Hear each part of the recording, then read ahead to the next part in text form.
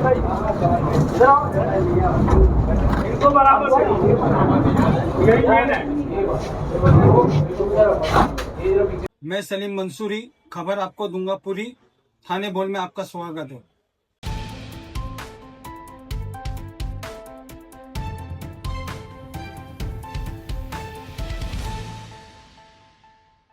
सबसे पहले तो तमाम मीडिया के जो साथी यहाँ पे आज जमा हुए हैं, मैं आप तमाम लोगों का वेलकम शुक्रिया अदा करता हूँ। थोड़ा प्रेस कॉन्फ्रेंस होने में लेट हुआ।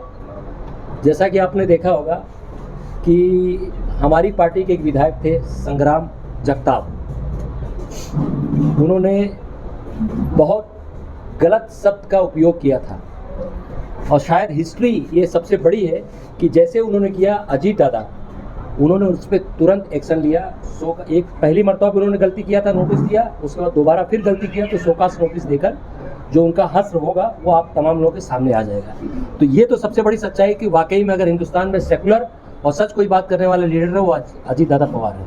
आज हमारी पूरी राष्ट्रवादी पार्टी की टीम यहाँ बैठी हुई है। हमारे अध्यक्ष जफर नुमानी साहब हैं, नासिर भाई हैं, नेहा मैम है और हमारी रूपाली गोटे, खुर्शीद वारसी, सब हमारे साथी हैं, मामा, सब लोग मौजूद हैं।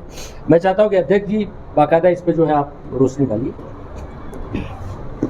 कुछ दिन पहले जैसा कि आप लोगों ने देखा था कि संग्राम जगताप जो राष्ट्रवादी पार्टी के अहमदनगर के आमदार हैं, उन्होंने इससे पहले एक स्टेटमेंट दिया था कि मस्जिद के लाउड स्पीकर को उतारा जाए। उसके बाद तमाम लोगों ने अजीत दादा पवार से, जो हमारे पार्टी के वरिष्ठ हैं, उनसे कंप्लेन की कि इस तरीके का स्टेटमेंट देंगे तो माहौल ख़राब होगा, लेकिन वो अपनी आदत से बात नहीं आए। उन्होंने सेकंड स्टेटमेंट दिया अभी कि दिवाली में मैं तमाम हिंदू भाइयों से गुजारिश करना चाहता हूं कि आप तमाम लोग जो सामान खरीदें वो हिंदू भाई से खरीदें ताकि उसका लोगों को फायदा, जिसका फौरन अजीत दादा पवार साहब ने उनको एक शोकाज नोटिस जारी किया और 15 दिन का कारण बताओ नोटिस दिया है और कहा है कि तुम इस पर जवाब दो, नहीं तो पार्टी आपके खिलाफ एक्शन लेगी। मैं कलवा मुमरा का अध्यक्ष होने के नाते जैसे ही मुझे मालूम पड़ा, मैंने कुछ मीडिया के लोगों ने मुझसे कांटेक्ट किया, आपके साथियों ने, मैंने उनके खिलाफ बड़े सख्त अल्फाज में जो उन्होंने स्टेटमेंट दिया उसकी कड़े लफ्जों में निंदा की। देखिए, मैं एक बार साफ साफ कहना चाहता हूं कि हमारे मजहब या किसी के धर्म से बढ़कर के पार्टी नहीं हो सकती, चाहे वो कोई भी हो। पार्टी का एक अदना कार्यकर्ता हो, चाहे बड़े से बड़ा लीडर हो, अगर वो किसी कम्युनिटी के खिलाफ टारगेट करता है तो उसको बख्शा नहीं जाएगा। ये हम साफ लफ्जों में कहना चाहते हैं अपने वरिष्ठों से भी, चाहे वो संग्राम जगताप हो, चाहे वो कोई भी हो। तो हमने देखा कि शहर में कुछ लोग, 2 रोज पहले हमने देखा बाबा साहब अम्बेडकर का जो स्मारक है पुलिस स्टेशन के बाजू में, उसके बगल में एक आंदोलन किया। करना चाहिए, आंदोलन करना चाहिए, जब भी कोई भी आंदोलन करना चाहिए। अगर कोई इस तरीके का धर्म के खिलाफ, किसी के धर्म के खिलाफ, किसी के मजहब के खिलाफ जब कोई भी अगर इस तरीके का स्टेटमेंट देता है तो उसका जो जमहूरियत जो तरीका बताती है उसके तरीके से उसका विरोध करना चाहिए। लेकिन जफर नुमानी ने पार्टी में रहते हुए, पोस्ट पर रहते हुए जिस तरीके से संग्राम जगताप के खिलाफ स्टेटमेंट दिया, जब उद्धव बाला साहब ठाकरे ने हाउस में खड़े रह करके ये कहा कि बाबरी मस्जिद हमने गिराया, तब ये सेकुलरिज्म का जो चोला पहन के घूम रहे हैं, तब उन्होंने उनके मुंह पर काली क्यों नहीं पोती, उनके मुंह पर पेशाब क्यों नहीं किया और उनके खिलाफ स्टेटमेंट क्यों नहीं दिया। ये सिर्फ सेकुलरिज्म का चोला पहने हुए ढोंग रखते हैं। दूसरी बात, कांग्रेस के एक आमदार ने विशालगढ़ की दरगाह पर उसका डेमोलेशन का लेटर दिया, उसके खिलाफ इन्होंने कोई स्टेटमेंट नहीं दिया। जब मैं अभी जो इस वक्त की तुतारी है, उस वक्त की राष्ट्रवादी पार्टी थी, मैंने उसके खिलाफ सख्त लफ्जों में उसके कड़ी आलोचना की। तीसरी बात, अभी एक एमपी में, शायद एमपी का एक आमदार है जिन्होंने वहां की मस्जिद के खिलाफ, वो कांग्रेस के हैं, ये कांग्रेस के लोग हैं, उन्होंने कांग्रेस के होते हुए भी उन्होंने एक मस्जिद के डेमोलेशन का लिए उन्होंने एक लेटर दिया। और एक बात, हमारे यहाँ के एक एमपी हैं थाना के, क्या नाम उनका, राजन विचारे साहब, राजन विचारे साहब, ये तमाम लोग सेकुलर हैं, अपने आप को एकदम सेकुलर बोलते हैं। एक मुसलमान के मुंह में रोटी डालने का काम किया, रमजान के महीने में वो रोजा रखा था, तो मैं कहता हूँ कि उस वक्त इनकी सेकुलरिज्म कहाँ मर जाती है। संग्राम जगताप को मैं आज बोलता हूँ, आज अगर मुझे दिख गया तो सबसे पहला तमाचा जफर नोमानी मारेगा, पार्टी को कहीं भी बाद में देखेगा कि वो पार्टी का क्या स्टैंड है, उसके मुंह पे कालिक पोतूंगा, मैं पोतूंगा अगर मुझे दिख गया तो। लेकिन क्या ये लोग जो नीतीश राणे बार बार मुसलमानों के खिलाफ बोलता है, उसके खिलाफ ये आंदोलन क्यों नहीं करते? सबसे अहम बात, हमको डराते हो। अभी एमपी के इलेक्शन में राज ठाकरे साहब कलवा में आके स्टेटमेंट देते हैं कि मुमरा में इशरत जहां मरहूम का नाम लेकर के बोलते कि वो एक आतंकवादी थी, आपके बाजू में बैठा हुआ जो मुमरा का आदमी है वो आतंकवादी हो सकता है, उसके खिलाफ उसके साथ में बैठ करके आप प्रेस कॉन्फ्रेंस करते हो, तो आपके लोग कहां चले जाते हैं? तब आपकी सेकुलरिज्म कहां मर जाती है? आपने उसके खिलाफ क्यों नहीं उसको स्टेटमेंट दिया? अविनाश यादव मुमरा में आकर के दरगाहों का लेटर देता है, जो पहाड़ पे दरगाह है, और यहाँ आकर के चैलेंज करता है कि मैं आकर के दारुल फला और वहां के मस्जिदों का भोंगा निकालूंगा, तब आपकी सेकुलरिज्म कहां मर जाती है? संग्राम जगताप हो, उद्धव बाला साहब ठाकरे हो, मिलिंद नार्वेकर हो, उन्होंने मिलिंद नार्वेकर ने अपना स्टेटस लगाया 6 दिसंबर, जो मुसलमानों के लिए बहुत ही तकलीफ का दिन है। बाबरी मस्जिद को शहीद कर दिया गया, वो अपने स्टेटस पे स्टेटस लगाते हैं और स्टेटस लगाने के बाद बोलते हैं कि विजय दिवस। और जो लोग यहाँ पर आंदोलन करते हैं वो उन्हीं के साथ में बैठ के सरकार में बैठे हुए हैं, उनके खिलाफ क्यों नहीं बोलते? और जब थाना का अध्यक्ष बनाने की बात आती है, लोग हम कहते हैं कि शमीम खान को क्यों नहीं बनाते? तुम लोग अपने आप को बहुत सेकुलर बोलते हो ना, तो शमीम खान क्यों नहीं, सैद अली अशरफ क्यों नहीं, शाहरुख पठान क्यों नहीं? वही जिसके ऊपर मंदिर का 3 करोड़ रुपए का पैसा चोरी करने का इल्जाम है, इल्जाम नहीं है, उसका चार्जशीट में नाम है, उसने सुप्रीम कोर्ट से उसका बेल लिया है, सुप्रीम कोर्ट से, उसको तुम थाना शहर का अध्यक्ष बना देते हो। ये कौन सी राजनीति है? एक तरफ बोलते हैं कि मैं हमको मुसलमानों से बड़ी मोहब्बत, तो ये कौन सी मोहब्बत? शमीम खान को क्यों नहीं? अजीत दादा पवार साहब ने नजीब मुल्ला को थाने का अध्यक्ष बनाया, यही सबसे बड़ी सेकुलरिज्म की मिसाल है। और महाराष्ट्र में, हिंदुस्तान में सबसे बड़ा अगर ईद मिलादुन नबी का जुलूस कहीं निकलता है तो महाराष्ट्र में निकलता है, हुजूर सल्लल्लाहु अलैहि वसल्लम की पैदाइश के दिन का। अगर अजीत दादा पवार साहब की जहनियत कम्युनल होती तो खिलाफत हाउस की कमेटी के लोग अजीत दादा पवार को उसका चीफ गेस्ट नहीं बनाते। आज जब बकरीद में जब बकरे की गाड़ी पकड़ी जाती है, अबू आसिम आदमी साहब, रईस शेख, अमीन पटेल, मुफ्ती इस्माइल साहब जब डेलीगेशन लेके जाते हैं तो वो लेकर के जाते हैं अजीत दादा पवार साहब के पास। खाली ढोंग धतूरा चोचलेबाजी, जिंदाबाद मुर्दाबाद। मैं तुतारी के तमाम जिम्मेदारों से कहना चाहता हूं, तुम्हारी वाकई में तुम अगर पॉलिटिक्स और सेकुलर की मिसाल, सेकुलरिज्म को मानने वाले लोगों, तो मैंने जिसका नाम बताया, उद्धव बाला साहब ठाकरे, राज ठाकरे और अविनाश यादव, मिलिंद नार्वेकर, इस तरीके के जितने लोग हैं, जो एमपी साहब जिन्होंने रोटी मुंह मुसलमानों के रमजान में मुंह में डालने की कोशिश की, उनका पुतला जलाओ। क्यों नहीं जलाते उनका पुतला? उनके बारे में क्यों नहीं बोलते? नजीब मुल्ला मुसलमान है, उसके लिए आपको हाउस में उठाने के लिए आवाज, उसके लिए आपके पास तमाम लोग हैं, लेकिन इनके खिलाफ बात करने के लिए कोई तैयार नहीं है। इसीलिए हमने ये प्रेस कॉन्फ्रेंस को रखा था। अगर आपके कुछ सवाल आते तो आप पूछ सकते हैं। आप लोग भी कह रहे हैं कि वो लोग पुतला क्यों नहीं जलाते, तो आप लोग कब जला? जफर नोमानी ने कम से कम कहा तो, स्टेटमेंट दिया है, पार्टी को अपनी जगह रखो। जफर नोमानी तो अभी भी चैलेंज करके बोल रहा है, ये सिर्फ आकर के मुर्दाबाद, ये मैंने जितने लोग का नाम लिया है, ये उद्धव ठाकरे का खाली खड़े होकर के बोले मुर्दाबाद, खाली कह के बतावे, ये मिलिंद नार्वेकर को मुर्दाबाद कह के बतावे।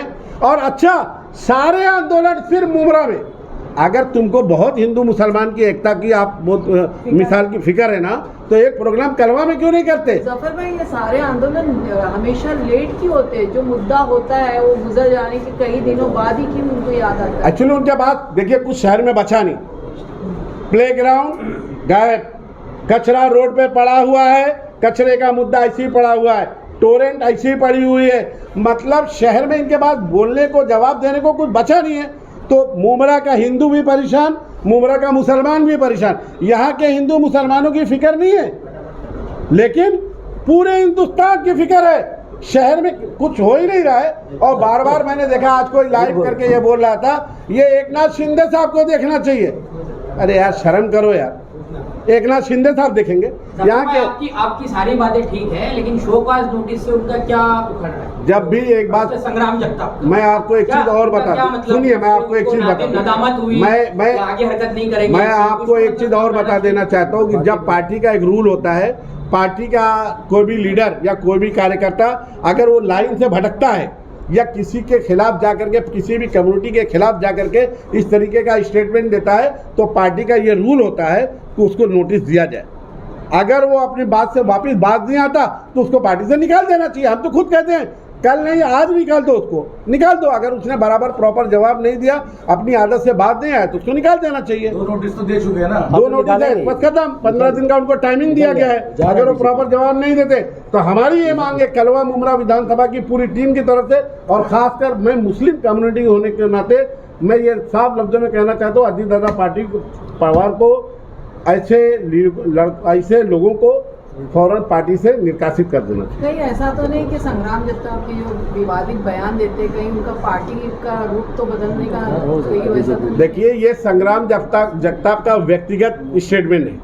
पार्टी के लोग अगर इस तरीके की बात होती तो अजीत दादा पवार उसको ना अकेले में बुला के बोलते। उन्होंने मीडिया में कहा है, मीडिया में और कड़े अल्फाज में कहा है, तमाम MP MLA की मीटिंग बुलाई उन्होंने, और मीटिंग में बुला करके कहा है और नोटिस दिया और ऑन कैमरा कहा है, अकेले में नहीं कहा है। इनके यहाँ थोड़ी नहीं, घर में बुला करके हाथ पैर जोड़ करके माफ़ी मांग लो। जैसे कि अभी आप ग्राउंड के बारे में देख लो, ग्राउंड का क्या हुआ, MCA को दे दिए। MCA को देने के लिए एकनाथ शिंदे साहब अच्छे, गुस्ताखे रसूल खत्म। एकनाथ शिंदे साहब की तारीफ करो, इलेक्शन में वो गुस्ताखे रसूल, और वो आदमी जब मुमरा शहर के लोगों की छत बचाता है तो हमारे शहर के लोग बोलते हैं वो मसीहा है। अब इलेक्शन में देखते हैं फिर क्या हो जाता है। अभी कारपोरेशन का इलेक्शन आने वाला है, फिर देखते हैं क्या हो जाएगा। इसके अलावा और जो MCA का मैदान मिल रहा है, तो इसके बारे में आपकी पार्टी ने कुछ पाठ पुरावा किया है कि कितना लीगल है, ये क्या मिल रहा है, कैसे मिल रहा है, क्या शहर के बच्चों को बेनिफिट होगा, वो जाकर खेल पाएंगे? बिल्कुल बिल्कुल। ये तो एक चीज़ की तो मुझे खुशी है कि इत्तेहाद क्रिकेट एकेडमी 8 साल से लगातार सीज़न क्रिकेट स्टेडियम में लाने वाला मैं, और उसके साथ में मेरा सहयोग पूरा ज़्यादा मुमरा के डॉक्टरों ने दिया, और सीज़न क्रिकेट खेल रहे। और उस दिन आमदार साहब की मैंने प्रेस कॉन्फ्रेंस देखा, उन्होंने बोला कि मुमरा के 6 बच्चे सिलेक्ट हुए, लेकिन अफसोस कि उन्होंने जहां से सिलेक्ट हुए, जिन लोगों ने मेहनत की, उनका नाम नहीं लिया।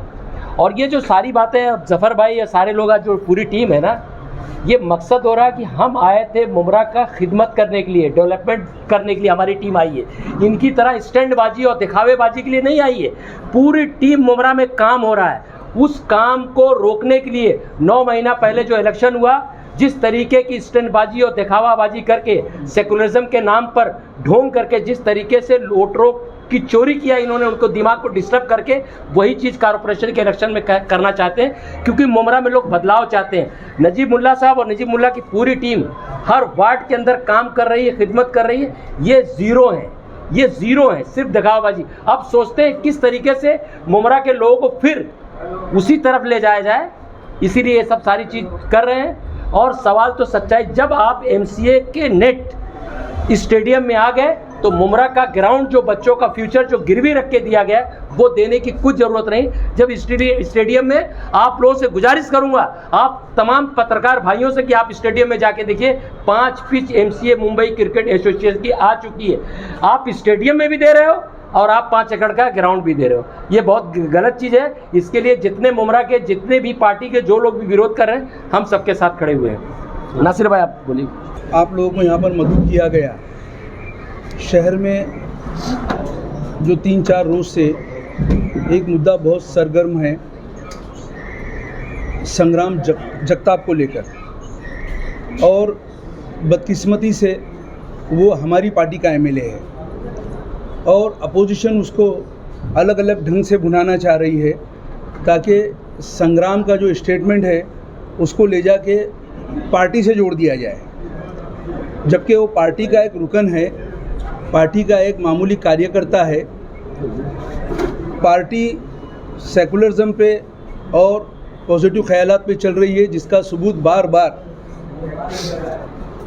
अजीत दादा पवार साहब ने अपने अमल दखल से लोगों को एक मैसेज देने की कोशिश की है। मैं आप लोगों के ज़रिए से बताना चाहता हूँ कि ये महाराष्ट्र की सरजमीन है।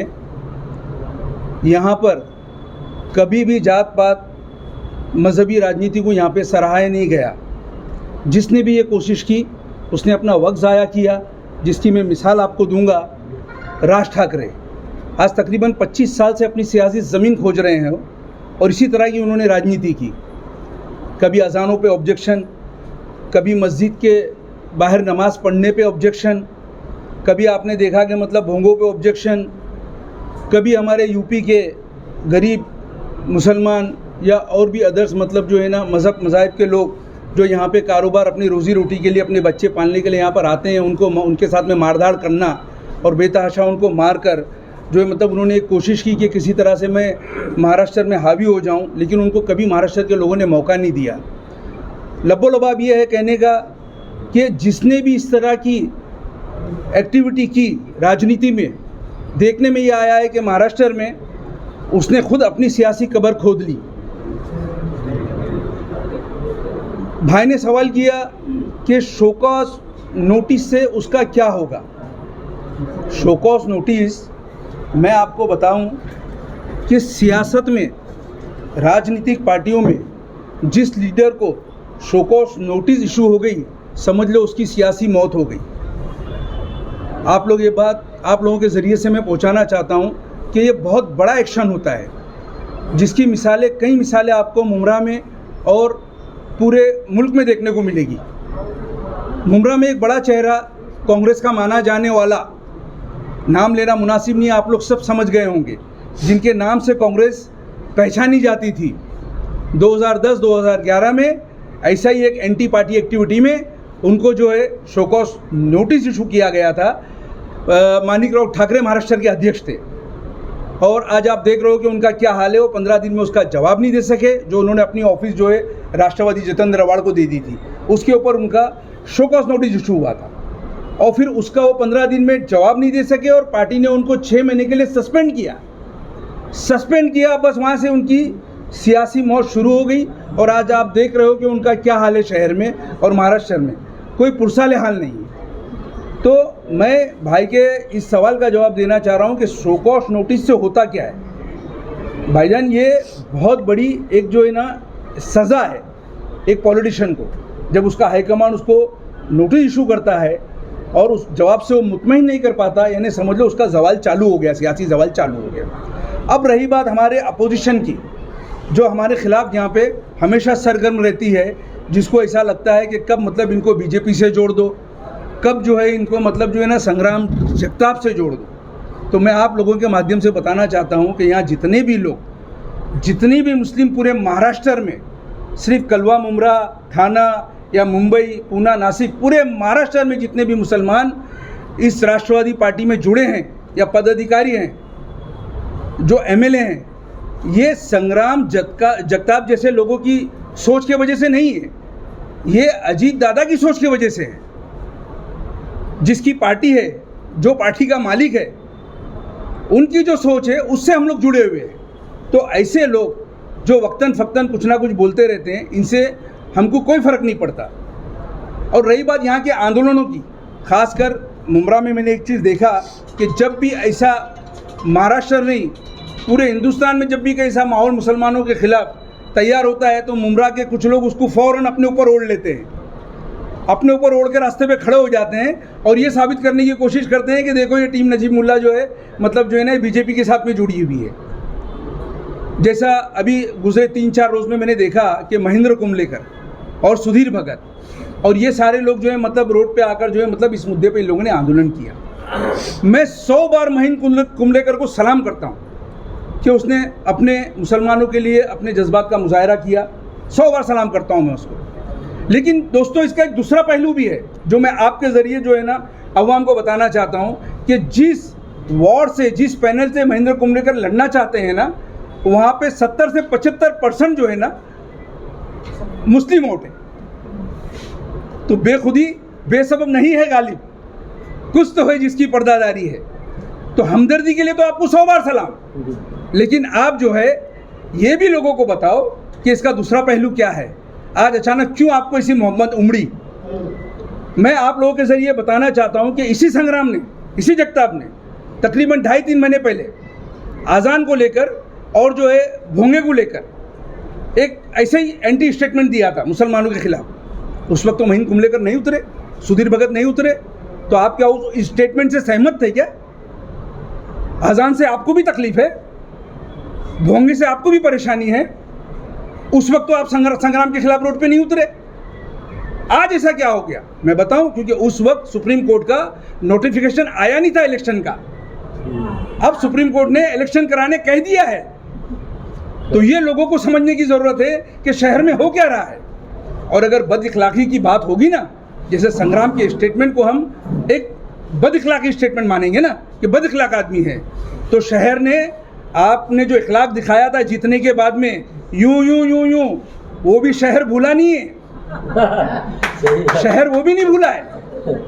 तो जब भी आप इस तरह की मतलब जो है ना चीज़ों को हमारे पे डालने की कोशिश करोगे ऐसे स्टेटमेंट को, तो याद रखो आपका जो रद्द अमल है उसको बाकायदा काउंटर किया जाएगा। आप भी कोई अखलाक के आलमबरदार नहीं हो। उलमाओं की एक बहुत बड़ी सफ ने आपको वोट दिलाया था, और फिर उन्हीं उलमाओं ने देखा कि आपने जीतते ही जो है मतलब जो है ना ये क्या करके दिखाया। मतलब शहर में एक मुस्लिम मतलब जो एक टोपी दाढ़ी वाले तस्बीह जिसके हाथ में रहती है हमेशा, उसको आपने ये इशारा करके जो दिखाया, तो ये क्या है? मतलब मैं आमदार से पूछना चाहता हूँ मतलब कि ये क्या है, मतलब ये कौन सी लैंग्वेज है? क्या इजराइल में इसको कुछ कहते हैं? क्या आरएसएस और बजरंग दल में इसको कुछ कहते हैं? क्या है ज़रा बताइए ना, शहर को बताइए ज़रा। या उन लोगों से मैं कहता हूं कि अपने आप देखिए, मैं अगर नजीब मुल्ला भाई के लिए यहाँ पर बैठा हूं या उनके लिए मैं बोलता हूं, तो मेरी जिम्मेदारी बनती है कि उनका कोई भी रद्द अमल या कोई भी उनकी एक्टिविटी आप मुझे बेबाक होकर सवाल कर सकते हैं कि भाई नजीब भाई ने ऐसा क्यों कहा और नजीब भाई ने ऐसा क्यों बोला। मैं जवाब देने को तैयार हूँ। मैं शहर के दानिशवरान से बोलता हूँ कि आप पूछते क्यों नहीं कि भाई इसका क्या मतलब था ये इशारे का। तो कैसा है कि जब अखलाक पे बात आएगी, एक बद इखलाक आदमी हमारे अंदर है, इससे हमको इनकार नहीं है, लेकिन हमारे जो अजीत दादा पवार है, आप देखिए जहाँ इसको देखते हैं, इसके स्टेटमेंट को देखते हैं, वहाँ आपको ये भी देखना पड़ेगा कि आज महाराष्ट्र की पूरी मुस्लिम लीडरशिप, चाहे वो किसी भी पार्टी को बिलोंग करती है, सबकी उम्मीदें अजीत दादा पवार से ही जुड़ी हुई है। चाहे समाजवादी के अबू हाशिम आज़मी हो, रईस शेख हो, चाहे एमआईएम के मुफ्ती इस्माइल साहब हो, चाहे कांग्रेस के अमीन पटेल हो, असलम शेख हो, यूसुफ अबरानी हो, जितना भी मुस्लिम ढांचा महाराष्ट्र में जो मुसलमानों को लीड करता है, ये सब की उम्मीदें जो है अजीत दादा पवार से ही जुड़ी हुई है। ये वक्तन फ़क्तन देखने में आया कि अपने सारे मसाइल लेकर अजीत दादा पवार के पास जाते हैं। तो जहाँ ये स्टेटमेंट लोगों को दिखाया जा रहा है, वहाँ पर लोग जो है ये सारी चीज़ें भी देख रहे हैं। तो इस तरह से लोगों को गुमराह करना छोड़ दो भाई। हम कहते हैं कि आप राजनीति करो, हमें कोई एतराज़ नहीं है, लेकिन मुसलमानों के जज्बात के साथ में मत खेलो। जवाब देने के लिए हम बैठे हैं। वो वक्त चला गया जब मामू के खेत में झंडे के कलर पे फसल उग जाती थी। अब खेत जो है वो पानी मांग रही है, अब फसल ऊपर आने के लिए पानी मांग रही है, खाद मांग रही है, उस पर बात करो। अब झंडे का कलर मत दिखाओ कि खेत में हरा कलर लगा दूंगा, झंडा लहराएगा और फसल उगना चालू हो जाएगी। अवाम बेदार हो चुकी है और मुमरा की अवाम आज सिर्फ और सिर्फ डेवलपमेंट चाहती है। नौजवानों ने बेड़ा उठा लिया है मुमरा में। आप लोग ऐसे 100 आंदोलन करोगे, इंशाल्लाह हमारी शख्सियत को कोई फर्क नहीं पड़ेगा।